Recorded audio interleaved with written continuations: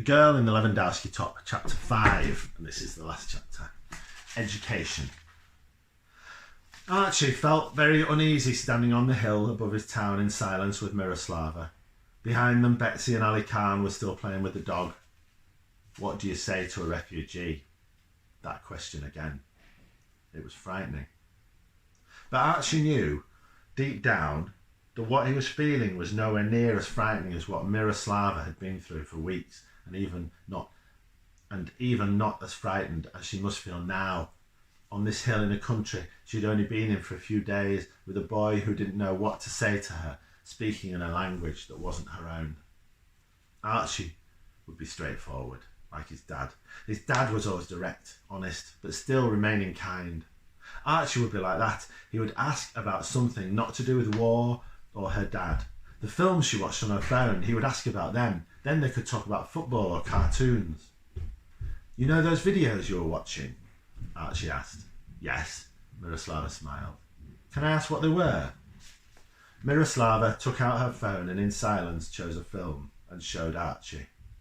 He was seriously expecting football action or cartoons. Not this. There was a classroom. The camera panned around as the children were doing something electric with electricity, wires and batteries, a huge circuit of flashing lights. Then another film, a birthday party, a man smiling as lit candles illuminated his face. Then the man standing to hug Miroslava. Finally, a football game, Miroslava scoring a perfect volley before being mobbed by her celebrating teammates. This was when I felt like a person, Miroslava said. Archie had no idea what to say to that. Where had this come from? Why was she telling him? What was she telling him, asking him? How should he respond? They sat in silence.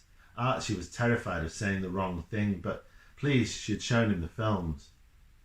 What do you mean? He asked carefully. I'm not a person. I don't have a football team. My old school is gone, my house. My dad is not here. My toys, my books, my clothes, my dog. Without them, I am a thing. Another silence. How can we help? Was all that Archie could say. He felt stupid, clumsy.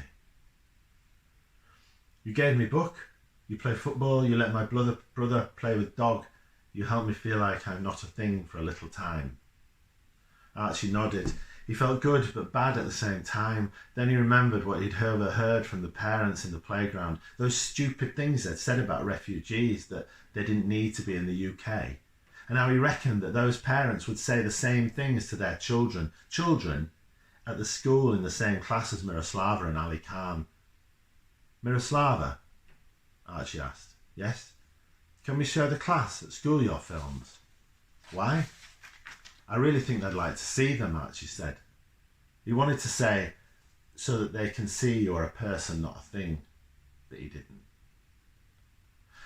The next day at school after lunch, the children from years 5 and 6 sat in the year 6 classroom with the blinds down. It was a hot day. The windows were open. Mr. Salah was standing at the front of the classroom, just to the side of the smartboard.